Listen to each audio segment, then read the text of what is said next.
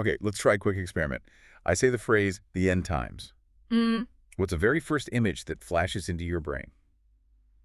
And be honest. Oh, boy. I'm guessing it's not, a peaceful meadow. It's probably fire raining from the sky, maybe some kind of CGI monster rising out of the ocean. Yeah, or a guy on YouTube with a whiteboard. Yes.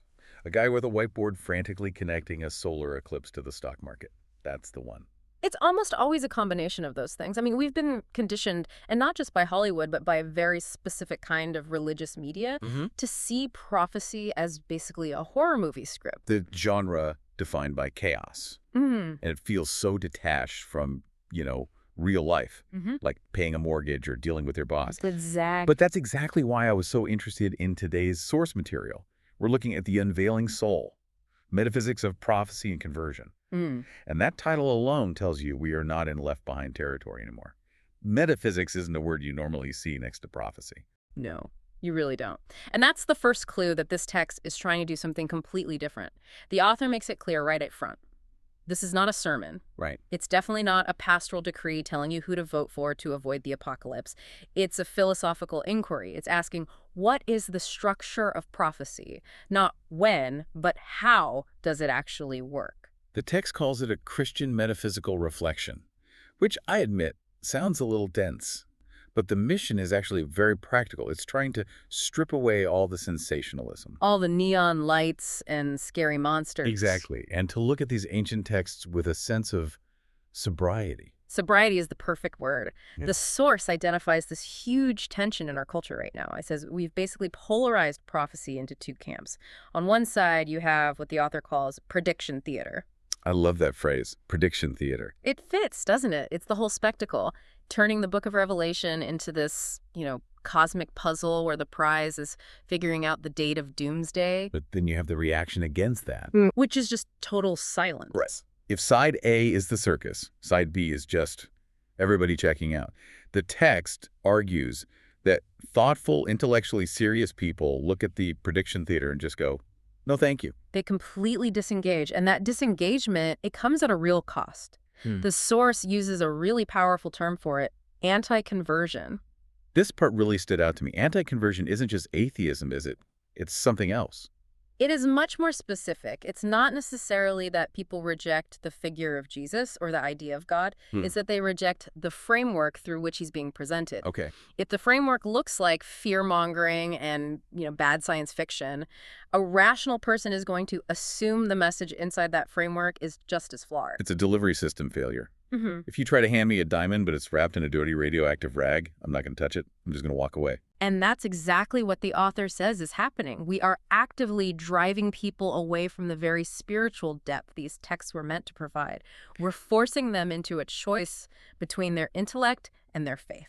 And most people are going to choose their intellect. They have to. Of course. So the goal of this deep dive, then, is to find a third way. Is it possible to look at these texts without checking our brains at the door? The source says yes, but first we have to decode the genre. We have to talk about metaphors. We have to be really rigorous about it. The text focuses on the book of Daniel and Revelation. And it says, look, these were written as apocalyptic literature. We hear apocalypse and we think zombies.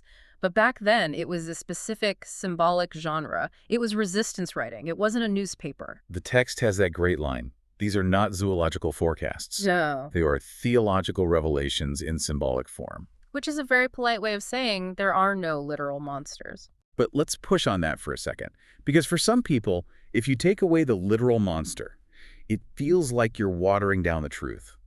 But the source argues the exact opposite. It argues the symbol is actually more true. Think of it this way. If I say a political leader is a snake, I'm telling you something about their character, their deceptiveness, their danger, that's way more accurate than just listing their height and weight. The symbol carries the essence. Exactly. So when these texts talk about beasts, they're not talking about a new species crawling out of the ocean. You're talking about empires. Predatory political systems specifically. A beast just consumes. It runs on instinct and appetite. And an empire that's lost its moral compass does the same thing. It becomes beast-like. Okay, so beasts are empires. What about horns? The text says they're symbols of authority. Yeah, in the animal world, a horn is a weapon. It's how you exert force. So a horn on one of these beasts represents a center of power, a king, a government, a military. It's like a concentration of force. And you have dragons. The adversarial power, the big archetypal force that opposes the good. And numbers. This is where people get out the red string and the corkboard. And the source is very firm on this. In this genre, numbers are about structure and completion, not a calendar. 7 means wholeness. 6 means imperfection falling short. So you're looking at the quality of the time, not the quantity of days left. So, if we stop looking for a literal Godzilla monster on CNN, does that make it less scary? Or does it actually make it more confronting? Because a monster is easy to dismiss. But a political reality you might be living inside of. That's a lot harder to ignore. And that's the crucial pivot. Flattening the metaphor into something literal is almost a defense mechanism. If the dragon is a physical monster, I can just hide. But if the dragon symbolizes a corrupt power structure, I have to make a moral choice about it. Symbolism deepens reality. It doesn't deny it. This leads right into the author's main tool for this, which is natural theology. This was the bridge that I needed, honestly, because prophecy can feel so abstract. But this grounds it in the world we can actually see. It goes back to that word we mentioned, apocalypse, from the Greek apocalypsis. Which means unveiling. Unveiling, not destruction. It means pulling back the curtain to show what's really there. And the author's point is that we see this apocalyptic pattern in nature all the time. It's the universe's operating system. The text lists the cycles. Death precedes resurrection. Collapse precedes renewal. Crooning precedes growth. Just think about winter. To a leaf, winter is the apocalypse. It's the end of everything. The tree looks dead. But that destruction is actually a necessary stripping away to prepare for spring. So the argument is, why would God's prophecy work any differently than God's creation? That's such a powerful point. We think of prophecy as this weird disruption of the natural order. But the source is saying prophecy is the natural order. It's just the spiritual version of winter. It is the exposure of what cannot endure. The text defines apocalypse as the exposure of what cannot endure in the presence of truth. When truth arrives, whether it's a changing season or divine judgment, illusions get stripped away. The dead wood falls off. It's not violence for violence's sake. It's pruning. But pruning hurts. Of course it does. Which brings us to the internal dimension. This is where the deep dive really shifts gears. Because usually we talk about beasts and empires and we're pointing our fingers outward at the news, at the government. But the source says, wait a minute. The prophecy applies to the individual soul just as much as it does to the Roman Empire. This is the metaphysical flip. If the macro universe, the cosmos, works on the cycle of unveiling and pruning, then the micro universe of your own soul must work the same way. The end times is also a perfect description of what happens inside a person when they finally face the truth. I want to walk through these redefinitions because this is where the decoder ring gets really personal. We said the beast is a political empire. But internally, the source says the beast is unchecked appetite. Think about it. An appetite just wants, it consumes. And if it's not governed by reason or spirit, it just grows. It becomes predatory. We all have that inside us.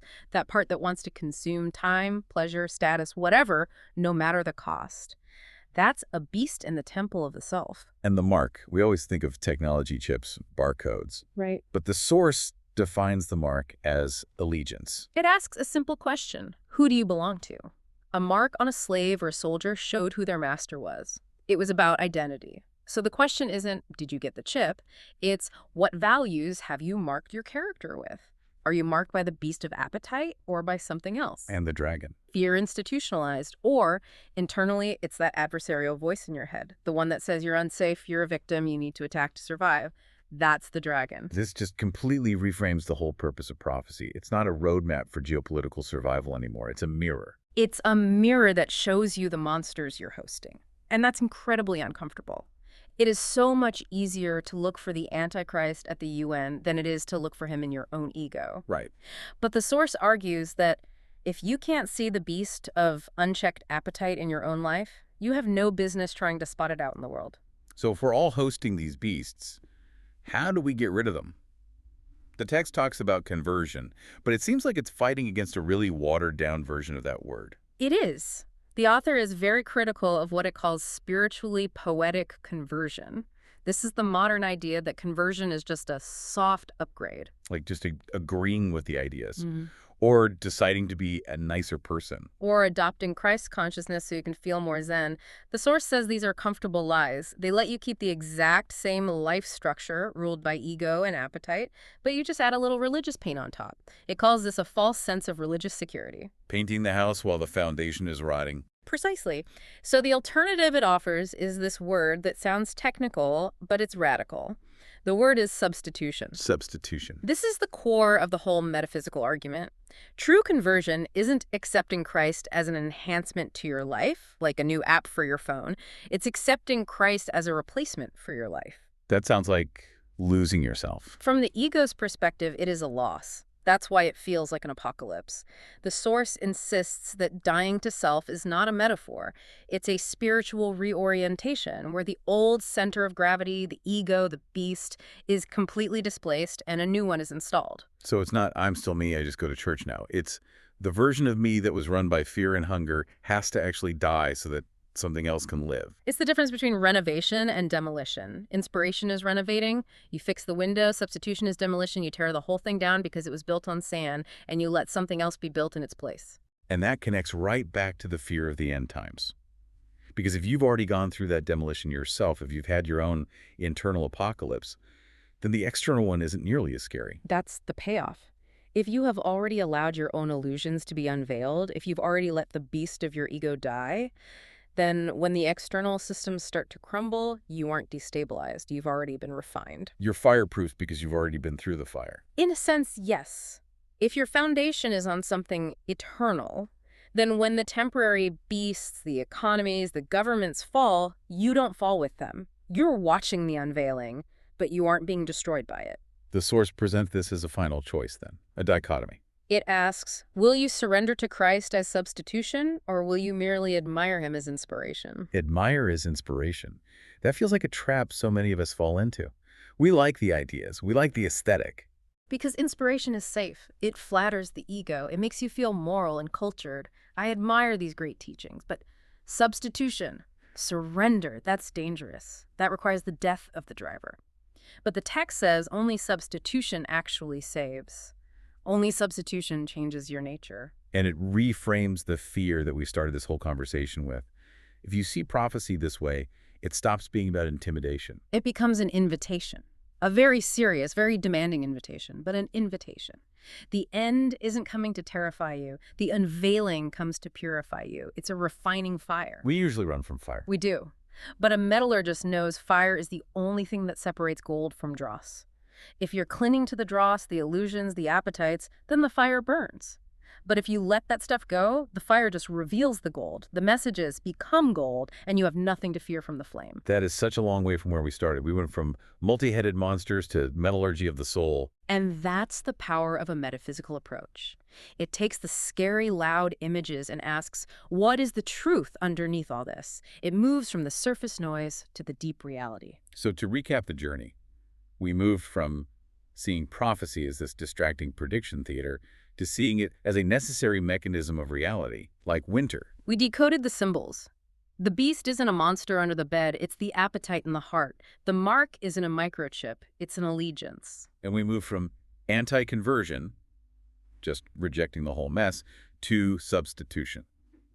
The difficult, painful work of replacing the ego with something that can actually endure. And at the end of the day, it's a call to critical thinking. That's the irony. The source is saying you don't turn off your brain to have faith. You need your brain to decode the symbols so your soul can do the work.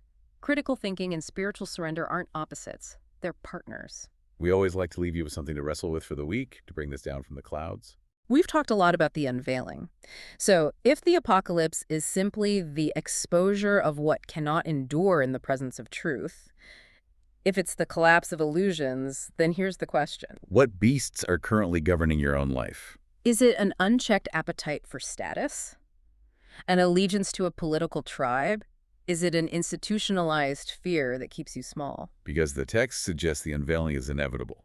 Truth arrives. Winter arrives. The only choice is whether we invite it in now as a refining fire. Or wait for it to crash in later as a collapse. A heavy question, but maybe the most important one. That's it for this deep dive. Thanks for listening, and we'll catch you in the next one. Take care.